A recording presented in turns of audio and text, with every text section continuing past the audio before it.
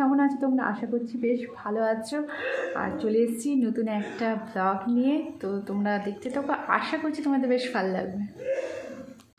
সকাল 6:45-এর সময় ঝড় বৃষ্টি মাথায় নিয়েই বেরিয়ে পড়েছি। এক সাইডে মানে জানলার সাইডে আমি বসেছি, তো সেই দিকে জল টুপটুপ করে পড়ছে, সেই দিকে সামলাবো না, পাশের জন্য তো ঘুমিয়ে পড়েছে, তার তো কোনো হুঁশ নেই, সে কখন আমার গায়ে পড়বে তার ভয়ে আমি সিটিয়ে রয়েছি।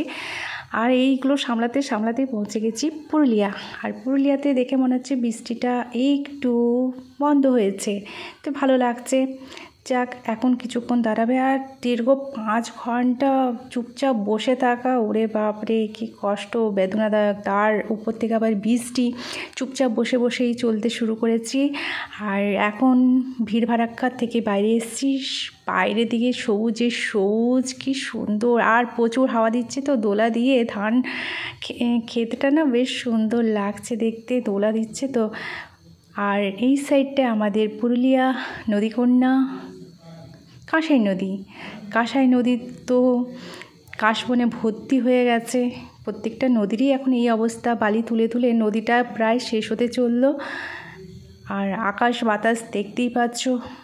আর এখন রাস্তাঘাটও পুরো ফাঁকা। এই করতে করতেই রেল ফটকে আটকে পড়েছি মালগাড়ি পেরিয়ে। এখন আমাদের গাড়িও এখন ছুট দিতে শুরু করেছে। চারিদিকে কাশবন শরতের, এটা শরৎকাল তো, তার কারণে পুজোর আগমন, তার আগে যে কাশের উঁকি ঝুঁকি দেওয়া বেশ ভালো লাগছে। যাত্রাটাও বেশ ভালো, আর আজকে রাস্তাঘাটও বেশ ফাঁকা, তার জন্যে ভালো লাগছে। আর এই করতে করতে পৌঁছেও গেছি নিজের গন্তব্যে। তারপরে সেখান থেকে বাড়ি পৌঁছে মা থালা ভর্তি খাবার তুলে দিল, কারণ সেই 5 ঘন্টা না খেয়ে রয়েছি তো। আর মাছের আগমন হয়েছে আমাদের বাড়িতে 1 গামলা, বৃষ্টি বাদলের দিন তো, তাই পাঠিয়ে দিয়েছে আমাদেরকে। থেকে তো প্রচুর বৃষ্টি হচ্ছিল, আর বাড়ি আসারও প্ল্যান ছিল, তো জানি না কিন্তু করে বেরিয়ে গেলাম। আর ওই বৃষ্টি মাথায় নিয়েই বেরিয়েছি, ভিজে না, গাড়ির মধ্যেই ছিলাম, কিন্তু তবুও সেই জানলা ভেবে ভিজে অনেকটাই ভিজেই এসেছি।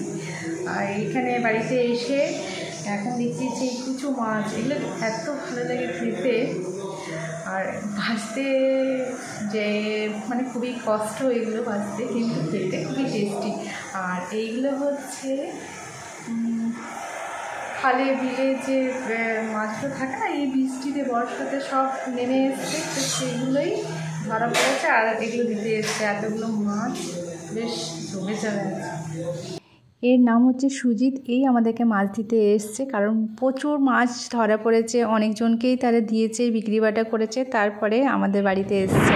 আর রাত্রিবেলা আমাদের ঘরের অবস্থা, মা একদিকে বেলাবেলি করছে, বাবা একদিকে শেখছে, আর আমি বসে আছি। কারণ তোমরা বলবে আমি অকর্মণ্য, কিন্তু অকর্মণ্য কিছু নেই, এটা হচ্ছে জুটি, একে অপরের জুটি। মা বাপিকে নিয়েই সে রুটি করবে, তাই আমি বসে আছি। অন্যদিন আমি করে দিই, কিন্তু আজকে মা বলল না, পাপি করবে, তাই আমি চুপচাপ বসে রয়েছি। আর এদিকে মা বেলছে আর পাপি শেখছে। মায়ের যদিও হাতে ব্যথা রয়েছে।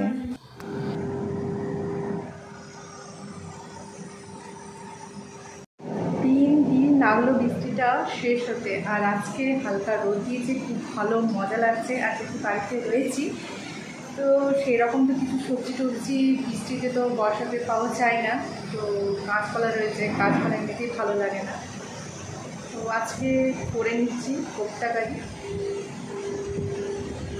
আর মোটামুটি সব রান্না প্রায় অভাবের বাজারে হয়ে গেছে। করলা কম করে ছিল, বাজার করা অনেক আগে, কারণ এই বৃষ্টির পর থেকে এত বাজার করা হয়নি। আর বৃষ্টিতে তো বাজারে সেরকম পাওয়াও যাচ্ছে না সবজিপাতি, তো এখন সেগুলো দিয়েই কম করে রান্না হচ্ছে।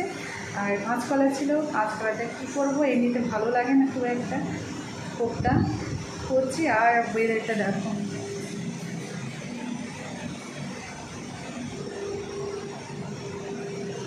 ঠিক মতো ফোকাস আসছে না, এখনও সেরকম রোদটা দেয়নি, হালকা হালকা রোদ দিচ্ছে, কিন্তু বেশ ভালো লাগছে।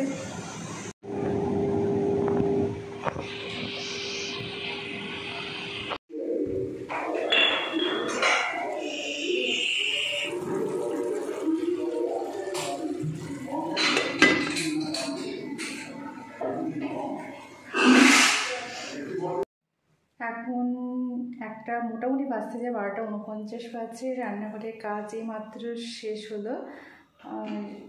মোটামুটি ক্লিন হয়েছে। এই ওভেনগুলোকে পরিষ্কার করতে হবে। আর যে কোপ্তা কারিটা বানিয়েছি সেটা তোমাদেরকে দেখাচ্ছি।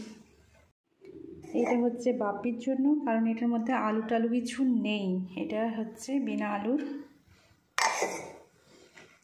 আর এইটা হচ্ছে আমাদের। ব্যাস, রান্না ফিনিশ।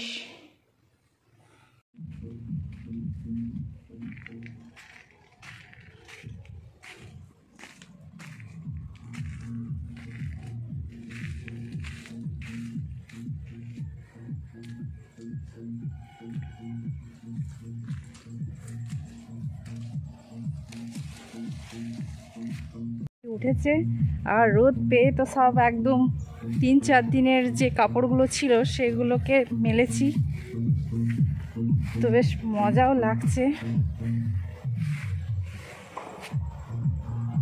আর পুরো জল কাদাতে ভরে গেছে চারিদিকটা।